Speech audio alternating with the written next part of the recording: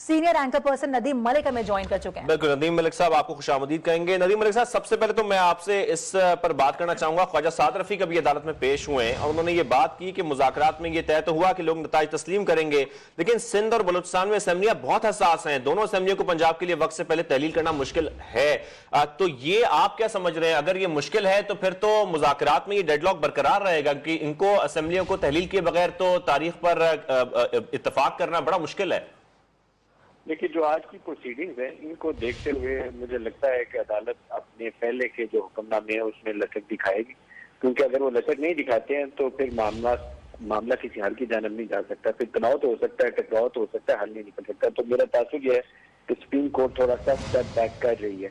ये वैसे तो 14 मई वाला ऑर्डर जो है वो एक मुख्तलिफ केस में हुआ था, ये वाला एक दिन इलेक्शन कराने का दरखास्त ही ज्यादा चाहिए थी, शाह खावर ने दरखास्त दायर की है, तो उसमें सुप्रीम कोर्ट ने इनको मुज़ाकरात के लिए वो जो देख रहे हैं कि मुज़ाकरात के नतीजे में क्या हल सामने आता है। इंटरेस्टिंगली आज चीफ जस्टिस साहब ने कहा कि मैंने टीवी के ऊपर दोनों का मौक़िफ़ सुना, तो ये मुझे देख के काफी सरप्राइज हुआ कि चीफ जस्टिस टीवी देखकर अगर वो मौक़िफ़ सुन रहे हैं तो ये तरीका दुरुस्त नहीं है। जजेस को ये काम से गुरेज करना चाहिए, वो मिसलीडिंग होता है। इनको ऑफिशियल पोजीशन जो है सियासी जमातों से वो लेनी और सुननी चाहिए, जैसे अभी अदालत के सामने पेश हो रही है। अदालत अगर पीछे हटती है और सियासी जमातों के ऊपर वजन आता है तो यकीनन वो आगे बढ़ेंगे। जैसे अभी पीडीएम और पाकिस्तान तहरीक इंसाफ ने एक बुनियादी इशू के ऊपर इत्तेफाक किया है कि एक दिन इंतखाबात होने चाहिए। दूसरा जो कंट्रोवर्शियल या थॉर्न इशू ये रह गया है कि टाइम फ्रेम उसका क्या होगा। अगर सुप्रीम कोर्ट पीछे रह के इन्हीं को मौका दे तो यकीनन इनके ऊपर दबाव होगा, इन बाकी मसलों के ऊपर भी हल की जानब बढ़ेंगे। अगर सुप्रीम कोर्ट खुद से मुदाखलत करती है और हुक्मनामा जारी कर देती है तो फिर एक फरीक जो भी मुतासरा होगा वो सुप्रीम कोर्ट के खिलाफ मुहाजरा ही करता है, और जो बेनिफिशियरी होता है वो लुडियां डाल रहा होता है। इस सिचुएशन से सुप्रीम कोर्ट को खुद को बचा के रखना चाहिए। सियासी तनाज़ात का हल सियासी मुज़ाकरात है या पार्लियामान का फ्लोर है।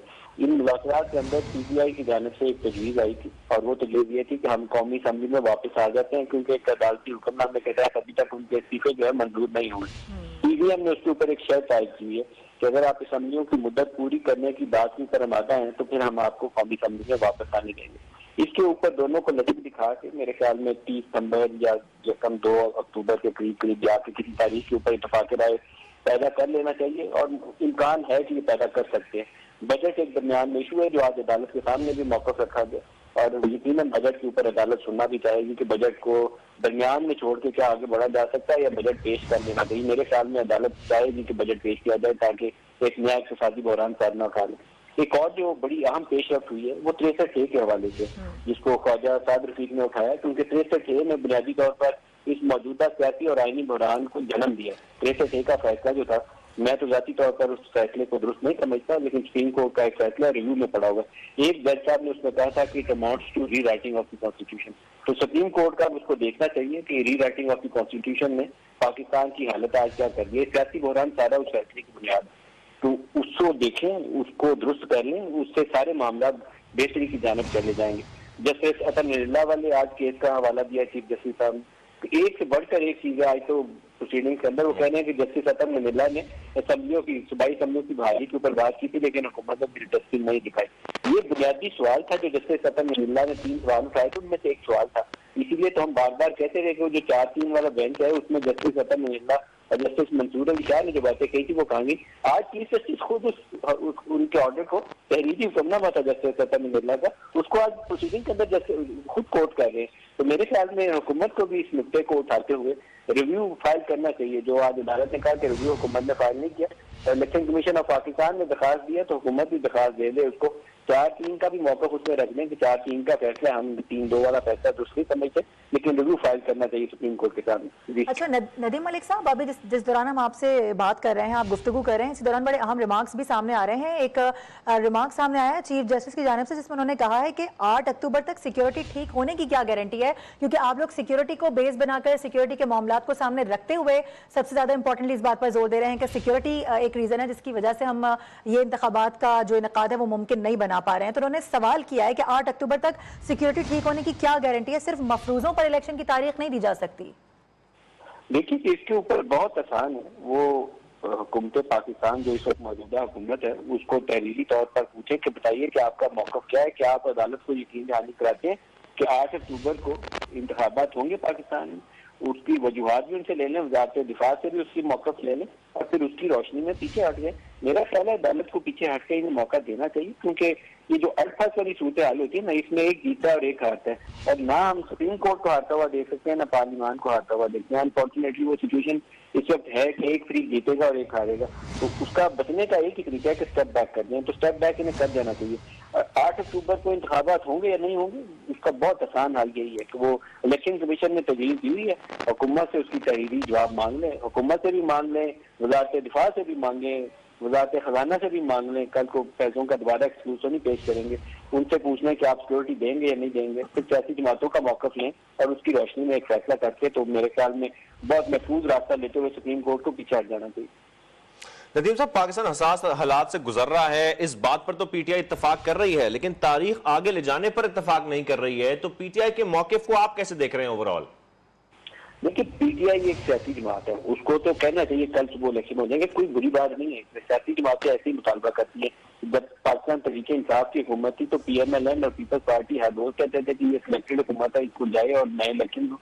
इसमें कहने में कुछ नहीं जाता, असल तो प्रैक्टिकली ग्राउंड सिचुएशन आपको देखनी है ना, ग्राउंड सिचुएशन क्या है। वो सेनेट के अंदर मौजूद है, कौमी असेंबली में उनको आने दें, उनका रास्ता खोलें, वो सिस्टम का हिस्सा बन गए, इलेक्टोरल रिफॉर्म करें, बजट पास करें और फिर इंतखाबात की तरफ चले जाए। जुलाई में हो या सितंबर के आखिर में हो जाए तो आपको कितना 2 महीने का फर्क नजर आता है। तो 8 अक्टूबर में किसी का नाम बहुत ज्यादा पाकिस्तान में पॉपुलर हो जाना है और ना किसी की शोहरत बहुत ज्यादा खराब हो जानी है। 8 हफ्ते का फर्क जो है ये इस वक्त मजबूरी बन चुका है। सुप्रीम कोर्ट के अंदर आपको आज ही दिन चीफ जस्टिस साहब की तरफ से वो कल जो शोधा है पाकिस्तानी फौज में, उनका जिक्र सामने आया कि 6 पाकिस्तानी फौज के जवान शहीद हुए। फिर कुरम एजेंसी के अंदर साजा को फायरिंग करके दहशतगर्दी के वाक़े में शहीद किया गया। तो ये वाकयात तो अब पाकिस्तान में हो रहे हैं, तो इनसे नजरें तो नहीं चुराई जा सकती ना। अच्छा, उनको सामने रखते हुए एक हल निकालना चाहिए और हल यही है कि उनको मौका दें, आपस में बैठे और एक जवाब लेकर सुप्रीम कोर्ट के पास खुद हल लेकर जाएं कि ये हमारे सामने हल है, आप इसके ऊपर अपनी मोहर लगा दीजिए, फिर सुप्रीम कोर्ट से मोहर लगवा लें। लेकिन हल सियासी जमातों को खुद ढूंढना चाहिए, बजाय सुप्रीम कोर्ट के कानों पर रख के तलवार चलाएं और फिर जो मुतासरा फरीक होगा, जिसको फैसला पसंद नहीं आएगा, वो सुप्रीम कोर्ट के खिलाफ फिर वो सख्त बयान जारी करने का सिलसिला शुरू कर देगा और दूसरा जो बेनिफिशियरी होगा वो उसको खुशियां मनाएगा। उस सूरत हाल से बचना चाहिए। सुप्रीम कोर्ट किसी एक सियासी जमात की नहीं है, पाकिस्तान की सुप्रीम कोर्ट। मलिक साहब, ये बड़े अहम रिमार्क्स इस वक्त सामने आए हैं कि ख्वाजा साहब आपकी बातों में वजन लग रहा है, चीफ जस्टिस ऐसा कह रहे हैं, साथ ही वही कह रहे हैं कि हमने सूमोटो लेने छोड़ दिए हैं, आप चाहते हैं कि अदालत सूमोटो नुकात उठाए। चीफ जस्टिस ने ये भी रिमार्क्स दिए हैं। इन रिमार्क्स को आप किस तरह से देख रहे हैं? नहीं क्लियर कर रहे हैं चीफ जस्टिस साहब कि हमने सूमोटो लेने छोड़ दिए, उनको वाजे कर रहे हैं वो, जिस पर ख्वाजा साद रफीक जवाब दे रहे हैं कि सूमोटो के नतीजे में तो पंजाब में इलेक्शन की तारीख आई है। देखिए, सुओ मोटो ने कुछ मसाइल बहुत संजीदा नोयत से पाकिस्तान के लिए पैदा किए हैं। अभी जो मौजूदा बिल था, ये जो हुकूमत ने एक नया बिल पास किया जिसको एंटीसिपेटरी एक्शन करके सुप्रीम कोर्ट ने रोक दिया, ये बुनियादी तौर पर उसी हज को नोटिस के जो इख्तियार था उनको रेगुलेट करने की कोशिश थी कि सुप्रीम कोर्ट में बजाय अकेले चीफ जस्टिस हज को नोटिस में, उसकी बजाय ये इख्तियार जो है 3 सीनियर मोस्ट जजेस के हवाले कर दिया जाए और उसके ऊपर सुप्रीम कोर्ट ने एक अनप्रेसिडेंटेड एक्शन किया। वो भी दुरुस्त नहीं था। लॉ बन लेने देते तो फिर उसको देख लेते कि वो आइन से मुसादम है या दुरुस्त है। उन्होंने पहले एंटीसिपेटरी एक्शन करते हुए उसका अमल दरामद उसके ऊपर हो गया, दुरुस्त नहीं था। 63 का फैसला उसने मुश्किल में डाल दिया। ये जो इलेक्शन वाला पूरा केस है 14 मई वाला, ये है या खुद नोटिस के ऊपर एक पुलिस अफसर का मामला चल रहा था, डोगर CCPO लाहौर की ट्रांसफर पोस्टिंग का मामला था अदालत के सामने, और वहां से ये उसको नोटिस निकला है। ये बिल्कुल अनफॉर्चुनेट था, दुरुस्त नहीं था तरीकाकार दुरुस्त होना चाहिए। अदालत को अपने इख्तियार से बाहर निकल के नहीं खेलना चाहिए। जब आप पॉलिटिकल डोमेन में आएंगे या एग्जीक्यूटिव के डोमेन में आएंगे, वहाँ हमेशा इसी तरह क्राइसिस होगा। हमने स्टील मिल्स की प्राइवेटाइजेशन में देखा, सुप्रीम कोर्ट की डोमेन नहीं थी, सुप्रीम कोर्ट उसके अंदर घुसाई। कार के जो पावर प्रोजेक्ट था टर्की वाला, उसके अंदर सुप्रीम कोर्ट की डोमेन नहीं थी, घुसाई। रेकोर्डिक का मामला सुप्रीम कोर्ट आ गई। हर एक केस में पाकिस्तान का नुकसान हो गया। अरबों डॉलर के हमें फाइन हो गए दुनिया भर में। स्टील मिल में अरबों रुपया हमने झोंक दिया, उसके खजाने पूरे करते हुए मामला अभी भी हल नहीं हुआ। तो सुप्रीम कोर्ट को जो उसकी एरिया ऑफ फोकस है, स्पेशलाइजेशन है, आइन की इंटरप्रिटेशन और कानून की रोशनी में फैसले करना, उससे बाहर नहीं निकलना चाहिए। ये सियासी तनाज़ा था, सुप्रीम कोर्ट में इसमें आना ही नहीं चाहिए था। अब आ गई है तो उसका रास्ता देकर निकल जाना चाहिए। जी ठीक है। और नदीम साहब, जिस तरीके से ख्वाजा साद रफीक भी कह रहे हैं कि बात अब 2 और हफ्तों की रह गई है, तो अगर ओवरऑल देखा जाए आज की समाअत को, तो रिमार्क से कुछ ऐसा ही लग रहा है कि सुप्रीम कोर्ट आइन पर अमल चाहती है, लेकिन साथ में यह भी चाहती है कि इस मामले को हल सिर्फ और सिर्फ सियासी जमातें ही करें। ये तो बुनियादी नुकता होना चाहिए था ना। देखिए, 14 मई का जब इनको ऑर्डर पास किया तो उस वक्त अदालत ने एज्यूम कर दिया कि सियासी जमातों ने PDM में अदालत की कार्रवाई का बाइकआउट कर दिया। उन्होंने अदालत की कार्रवाई का बाइकआउट नहीं किया था।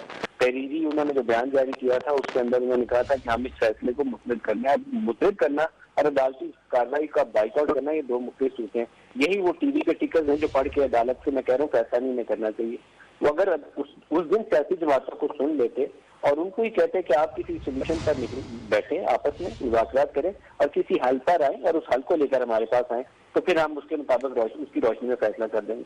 फिर ये तनाजा इतना यहाँ तक आता ही ना। अब दो केस पड़े हुए हैं अदालत के सामने। एक में 14 मई का वो फैसला कर चुके हैं, जिसको वो आज अदालत खुद कह रही है हुकूमत रिव्यू फाइल करे ताकि उन्हें बचने का वहां से रास्ता मिले। और दूसरा वो खुद ये जो सेम डे इलेक्शन वाली पिटीशन बाद में आ गई है। और मैं समझता हूँ कि ये सेफ एग्जिट है सुप्रीम कोर्ट के लिए, ये शाह खावर वाली पिटीशन।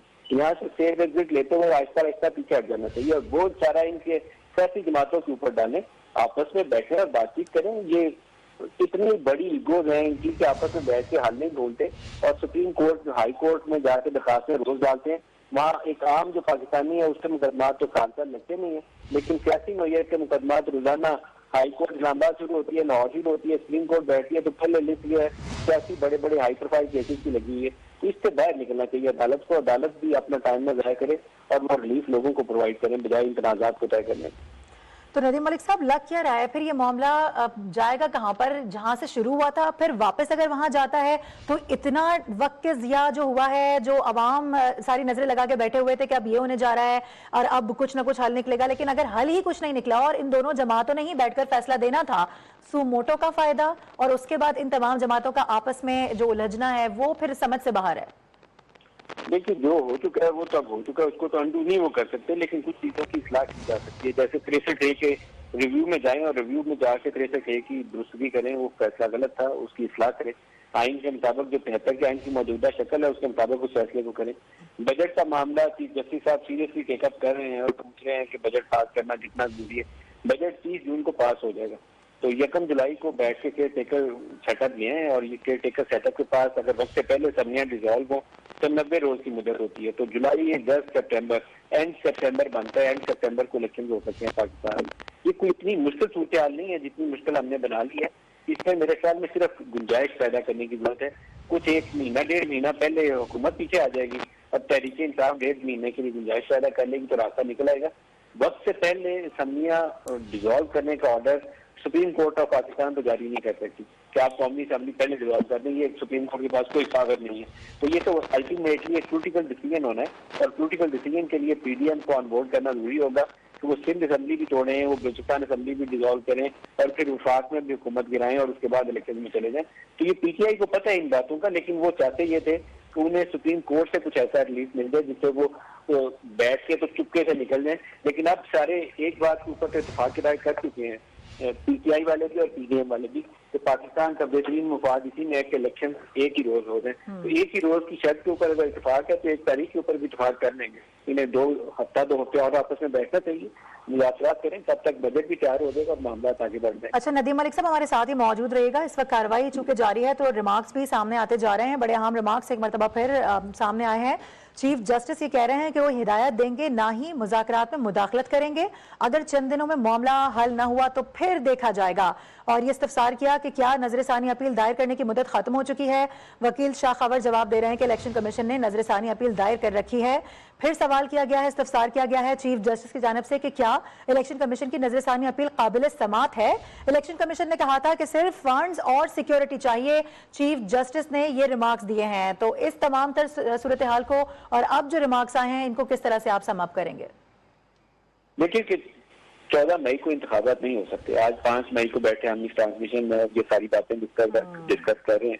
तो इतना बड़ा सूबा जो पाकिस्तान की आबादी का 50% है, वहाँ हम कहें कि पंजाब में इलेक्शन हो जाएंगे तो नहीं होंगे, कोई सूरत नहीं है, प्रैक्टिकली पॉसिबल ही नहीं है। तो इलेक्शन कमीशन ऑफ पाकिस्तान का जो रिव्यू फाइल करने का फैसला था, और मेरा ख्याल में वो बड़ी एक स्ट्रेटेजिक मूव थी, बड़े अच्छा मौका, दिन, टाइम, वक्त देख के जब शाह खावर पिटीशन का मामला आगे बढ़ रहे थे उस वक्त उन्होंने जाके वो रिव्यू फाइल किया। पहले फाइल नहीं किया, फिर उन्होंने बताया कि ये प्रैक्टिकली मुश्किलात हैं, सुप्रीम कोर्ट का एक काम भी नहीं था कि इलेक्शन कमीशन का शेड्यूल दे, तो इसलिए आप 14 मई वाले फैसले को रिव्यू करें और 8 अक्टूबर की तरफ चलेंगे। अब इस मौके के ऊपर तो मेरे ख्याल में सुप्रीम कोर्ट को उसको बुनियाद बनाते हुए 14 मई से पीछे हट जाना चाहिए और इसी केस के साथ मिला लें, दोनों को चाहे इकट्ठा कर लें।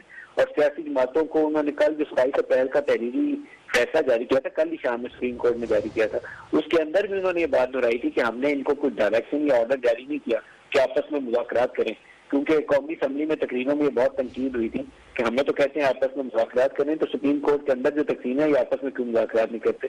तो चीफ जस्टिस साहब की जानिब से शायद इसका जवाब था कि हमने तो कोई ऑर्डर जारी नहीं किया इसके ऊपर, ना कोई डायरेक्शन दी है कि आपस में मुज़ाकरात करें या आप खुद से आपस में मुज़ाकरात करें।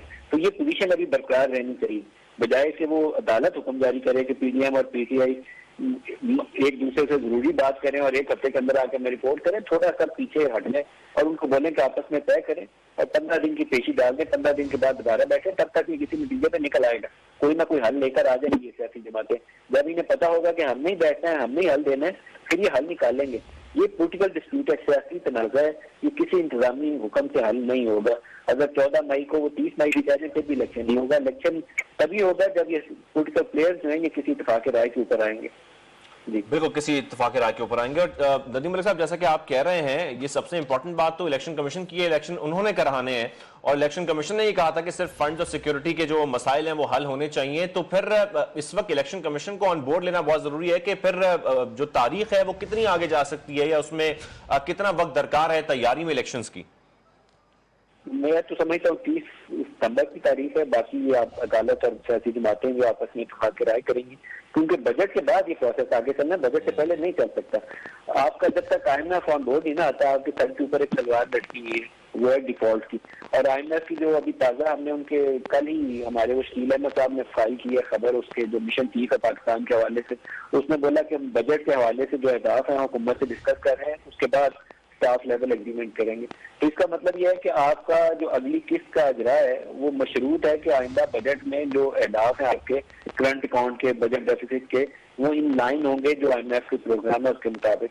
तो जो एंटीसिपेट करके रोक के बैठे हुए हैं, हमारे साथ स्टाफ लेवल एग्रीमेंट नहीं किया, तो आप अगर उससे पहले समियां तोड़ के तो एक वैल की सूरत हाल पैदा कर देते हैं, तो फिर वो उसको मजीद पोस्टपोन करेंगे। तो बेहतर यह है कि उस चीज को आप क्लोज करें, उस चैप्टर को IMF ऑन बोर्ड लाएं, बजट पेश करें और उसके बाद मलिक साहब, कता कलामी की माजरत, मैं ये अहम रिमार्क सामने आ रहे हैं वो शेयर करना चाह रही हूँ, उसके बाद इसी पर आप गुफ्तगू कर लीजिएगा कि मुज़ाकरात का मामला सियासी जमातों पर छोड़ रहे हैं, चीफ जस्टिस ऐसा कह रहे हैं और साथ ही उन्होंने कहा है कि अदालत मुनासिब हुक्म जारी करके दीगर अहम उमूर पर तवज्जो देगी। इसको कैसे देख रहे हैं आप, किस जानिब इशारा है ये? दीगर इश्यूज की तरफ तवज्जो देनी चाहिए, ये तो अदालत से इस्तदा करनी चाहिए कि जो बाकी पाकिस्तानियों के केस है उसको सुने, ये छोड़ दें, ये आपका काम नहीं है, ये आप इंतजामी हुक्म से नहीं कर सकते। तो ये बहुत अच्छी बात है अगर चीफ जस्टिस इस बात को अंडरस्टैंड कर लें। ये सियासी तनाज़ा था, सियासी तनाज़े में जब भी अदालत आएगी वो अपनी हैसियत को मुतनाज़ा कर लेगी। एक फरीक जो है जिसको फायदा मिलता है वो बहुत खुश हो जाता है, लेकिन दूसरा फरीक जो है खुलेआम तनकीद करता है, जैसे अभी PDM की सियासी जमातों ने कौमी असम्बली में पिछले हफ्ते 10 दिन में इतनी तनकीद की है सुप्रीम कोर्ट के फैसलों को उठाकर, और बहुत से ऐसे फैसले हैं जिससे जायज तनकीद बनती है सुप्रीम कोर्ट के ऊपर, और उन्होंने फ्लोर पार्लिमान का इस्तेमाल किया। तो इस तनाज़े से सुप्रीम कोर्ट को बचा के रखना चाहिए ताकि इस सियासी खलशार में सुप्रीम कोर्ट की पोजीशन जो है वो कंप्रोमाइज ना हो जाए, उसकी अथॉरिटी, उसका वकार, उसकी जो तकरीम है उसके फैसलों की वो मुतासर ना हो जाए। अभी तो पार्लियामान ने उनके फैसलों को खुलेआम चैलेंज कर दिया, उन्होंने कहा हम तो 4-3 वाला फैसला मानते हैं, 3-2 का मानते नहीं है। तो उन्होंने तो अपने हाथ में इख्तियार ले लिया कि आपका एक फैसला सही है, दूसरा दुरुस्त नहीं है। तो इस लड़ाई से खुद को सुप्रीम कोर्ट को दूर करना चाहिए। सुप्रीम कोर्ट के लिए भी अच्छा है और पाकिस्तानी कौम के लिए भी अच्छा है कि सुप्रीम कोर्ट कहीं ऐसी सूरत हाल में ना आ जाए कि जहाँ उसका वजूद ही खतरे में पड़ जाए। जी, अच्छा, उसके वजूद ही खतरे में पड़ जाए। अगर सियासी पहलू की बात करें नदीम मलिक साहब, तो जिस तरीके से हम ये भी देख रहे हैं कि PTI भी लचक दिखा रही है, तो क्या आपको ऐसा लग रहा है कि PTI के पास अब इस पोजीशन में आके कोई ऑप्शन बाकी नहीं रह गई थी? देखिए कि PTI को इलेक्शन करते रहना चाहिए, इसमें मुज़ाकरा नहीं है, लेकिन जब अंदर मुज़ाकरात में बैठे हैं तो इन्हें प्रैक्टिकल रियलिटी की तरफ जाना चाहिए। PDM भी एक स्टेप पीछे हटे, वो अक्टूबर-नवंबर की जो बातें करते हैं उससे महीना 1.5 महीना पीछे हटते हैं और बजट के फौरन बाद केयर टेकर की तरफ जाए। आइन कहता है कि अगर असेंबली अपनी मुद्दत आखिरी रोज पूरी करती है तो 60 रोज के अंदर, और अगर वक्त से पहले तहलील कर दी जाए तो 90 रोज के अंदर।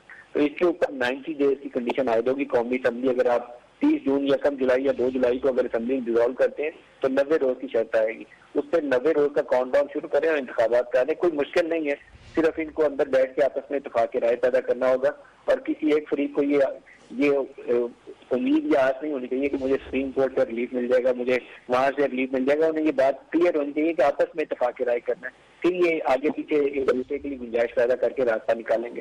पीटीआई को कौमी असम्बली में वापस आने दें और ये जो पूरी इंतखाबी इस्लाहात शामिल है, इंतखाबात के नताइज को तस्लीम करना इंतखाबात होने से भी ज्यादा जरूरी है। पिछले 2013 के इंतखाबात और 2018 के इंतखाबात, इन दोनों के नताइज को तस्लीम नहीं किया गया। तो अब जो 2023 के अंदर इंतखाबात हों, उसके नतीजे के ऊपर पीडीएम की तमाम जमातें और पीटीआई, इनको ऐसा तरीकाकार के ऊपर वहां साइन करके आना चाहिए कौमी असम्बली के अंदर, उसके नताइज हम तस्लीम करेंगे। जो जीता, इमरान खान जीता तो उसकी हुकूमत बने, लेकिन नतीजा तस्लीम करें। पीएमएलएन, पीपल्स पार्टी ये जीतते हैं तो इसका नतीजा पीटीआई तस्लीम करे। इसके बगैर पाकिस्तान को बहुत नुकसान हो गया। 10-12 साल से ये काम चल रहा है, कभी 4 सीटों में धांधली, कभी वो आरओ इलेक्शन, फिर कभी सिलेक्टेड के नारे। तो इसमें पाकिस्तान की तो पूरी इकॉनमी को बिठा दिया, लोगों की जिंदगी में मुश्किल है, तो इनको इस तरह से आगे निकलना चाहिए। नदीम साहब, लेकिन यहाँ पर एक पॉइंट मैं समझना चाह रहा हूं कि फिर अगर ये मामला बजट से आगे जाता है तो फिर ये निगरान हुकूमत का जो मामला है वो कैसे कायम रहेगा, वो कैसे पॉसिबल होगा? देखिए कि बजट के बाद ही निगरान सेटअप बनाना पड़ेगा। जो दो इरेगुलरिटीज दो जगह बनेगी, वो आएगी पंजाब के अंदर और केपी के अंदर। तो बाकी जो वफाक के अंदर सबसे जो इम्पोर्टेंट पोजीशन होगी आइंदा इंतखाबात के हवाले से, वो वफाकी हुकूमत की होगी कि वफाक में केयर टेकर सेटअप कैसा है। तो उस केयर टेकर सेटअप के लिए भी तो पीटीएम और पीटीआई आपस में मुज़ाकरात करेंगे तो वो सेटअप बनेगा। अगर पीटीआई नहीं इस मुज़ाकरात में शामिल होगी तो ऐसे केयर टेकर आ जाएंगे जिसके ऊपर, जैसे पंजाब में इन्होंने एक अजीबोगरीब पोजीशन में तैयार की थी, उसके बाद शोर में जाते रहे कि मोहसिन नकवी, मीडिया नकवी लग गया। इनके पास इख्तियार था, वक्त से पहले आपस में मुज़ाकरात में इत्तफाक राय कर लेते लीडर ऑफ द अपोजिशन, तो उन्होंने नहीं किया। अभी भी इनको ये रास्ता मुज़ाकरात वाला बंद करने की बजाय इसको इस्तेमाल करना चाहिए, केयर टेकर सेटअप को अपनी पसंद नापसंद वो डिस्कस करने के लिए और एक्सेप्टेबल कैंडिडेट केयर टेकर मरकज में लाने के लिए, और इसी तरीके से जो इलेक्शन कमीशन की रिफॉर्म ये चाहते हैं उसके ऊपर भी। तो ये दोनों के लिए मौका अभी है, बाद में मौका नहीं होगा। और फिर ऐसा भी हो सकता है कि पीटीआई दोबारा से एतराज उठा दे केयर टेकर सेटअप के ऊपर भी जब असेंबलियां तहलील हो जाए दीगर। देखिए, ये तो अगर इत्तेफाक राय नहीं करेंगे ना तो बॉल इनके हाथ से निकल जाएगा। जैसे पंजाब में 4 से गेम निकल गई, ये अभी मौका है इनके पास, बाद में मौका नहीं होगा। फिर बाद में शोर मिटाना तो एक अजीब से एक गैर संजीदा हरकत लगती है। मुनासिब यह है कि ये फोरम अभी मौजूद है। आप जब पीडीएम से इंगेज कर रहे हैं तो वहाँ इलेक्टोरल रिफॉर्म भी डिस्कस करें, इलेक्शन की तारीख के ऊपर भी इत्तेफाक राय पैदा करें, और फिर गोइंग फॉरवर्ड साथ ही आप निगरान सेटअप कौन कौन यहाँ आएगा, वज़ीर आज़म निगरान कौन होगा, कितने रोज के अंदर इंतखाबात होंगे, इन सारी चीजों के ऊपर इत्तेफाक राय करने के लिए अभी मौका है, बाद में नहीं होगा। और ये डूएबल है, ऐसी चीज नहीं है कि नहीं डूएबल, लेकिन सिर्फ ये है कि मैं तो इनसे बात ही करूंगा फिर रास्ता नहीं निकलता, बात करने से रास्ता निकलता। ठीक है मलिक साहब, साथ ही रहिएगा। इस वक्त शाह महमूद कुरैशी की भी कुछ गुफ्तगू है जो इस वक्त सामने आ रही है, जो यकीनी तौर पर उनका मौक़िफ़ है अदालत में वो सामने आ रहा है। वो ये कह रहे हैं कि IMF वाला मामला ना हमें मालूम है ना सुनना चाहते हैं, IMF के साथ कोई पेशरफ नहीं हो रही है, वो ये बात कर रहे हैं। तीसरी नशिस्त दिन 11 बजे होनी थी लेकिन रात 9 बजे हुई, इसकी क्या वजह थी? यकीनी तौर पर उनकी जानिब से ये बात भी सामने रखी गई।